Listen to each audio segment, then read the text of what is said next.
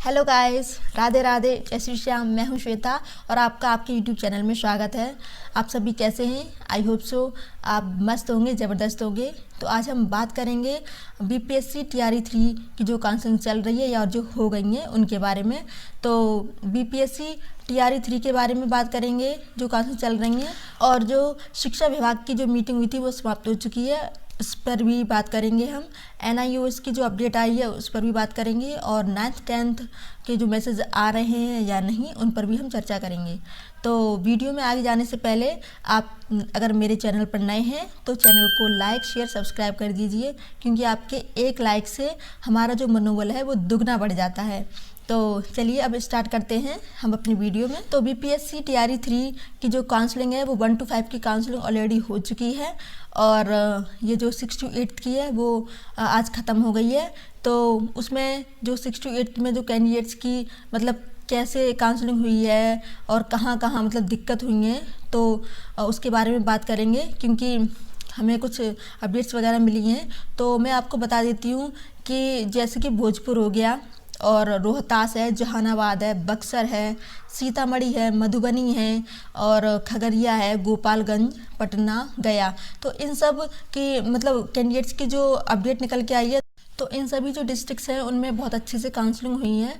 और मतलब जो दिक्कतें आ रही हैं वो जिनकी ज़्यादा ही कुछ मतलब प्रॉब्लम्स हैं तो उनके लिए दिक्कत हो रही है, और वैसे तो नॉर्मली अच्छे से हर डिस्ट्रिक्ट में अच्छे से मतलब काउंसलिंग हो रही है। तो किसी किसी की जैसे ये दिक्कत वगैरह हुई है कि जैसे किसी का बायोमेट्रिक नहीं हो पाया है पहले, और किसी का OTP नहीं आया, या फिर जिनकी काउंसलिंग वगैरह छूट गई है, तो उन सब की मतलब आज काउंसलिंग हो गई है।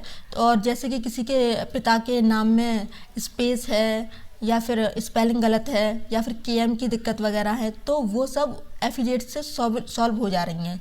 ठीक है, तो जब एफिडेविट से वो सॉल्व हो जा रही हैं तो काउंसलिंग अच्छे से हो रही है। बहुत सारे कैंडिडेट्स का ये अपडेट है कि अच्छे से काउंसलिंग हुई है 6 to 8 की।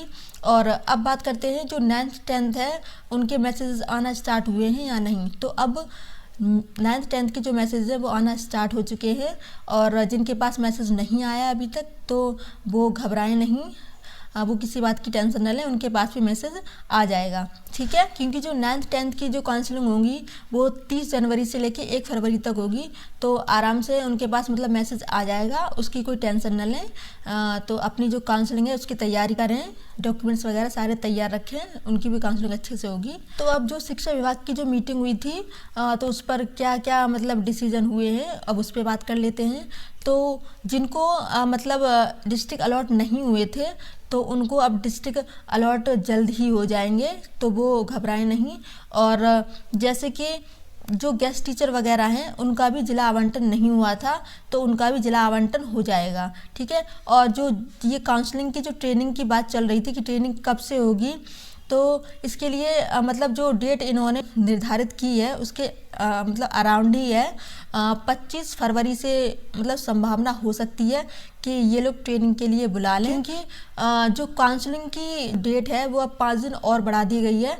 तो अब जो काउंसलिंग होगी वो 10 फरवरी तक होगी। बीपीएससी की जो ट्रेनिंग है वो 25 फरवरी के अराउंड हो सकती है, क्योंकि इसकी ये संभावना मतलब जताई जा रही है कि हाँ ये 25 फरवरी के अराउंड होगी। और इसमें फिर 15 दिन का आवासीय आपकी ट्रेनिंग होगी, जिसमें कि खाना पीना रहना मतलब सब कुछ उसी में होगा। और फिर उसके बाद वो आगे की प्रोसेस करेंगे, और फिर मतलब जहाँ पे जैसे कि जिस डिस्ट्रिक्ट वगैरह में रिक्त पद हैं तो फिर वहीं पर विद्यालय आवंटन किया जाएगा। तो बात कर लेते हैं NIOS सो जो अपडेट निकल के सामने आई है उस पर। तो इसमें क्या है कि NCTE ने 18 माह के NIOS DLED को अब मान्यता दे दी है।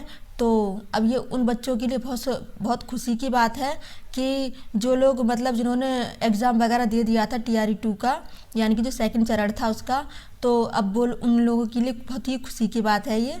तो उसमें इन्होंने जो आदेश जारी किया है सुप्रीम कोर्ट ने, वो बता देती हूँ मैं। सुप्रीम कोर्ट ने आदेश लागू करने के लिए सभी राज्यों व केंद्र शासित प्रदेशों को पत्र जारी कर दिया गया है।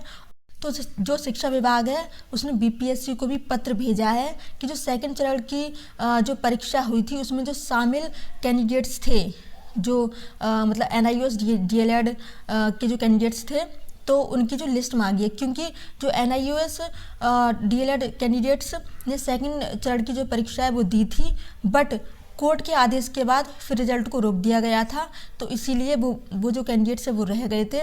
तो उनका लेकिन अब NCT के आदेश के बाद जो सेकंड चरण की जो परीक्षा में शामिल जो कैंडिडेट्स हैं, अब उनकी उम्मीद है वो जग गई है कि हाँ अब हमारा कुछ हो सकता है।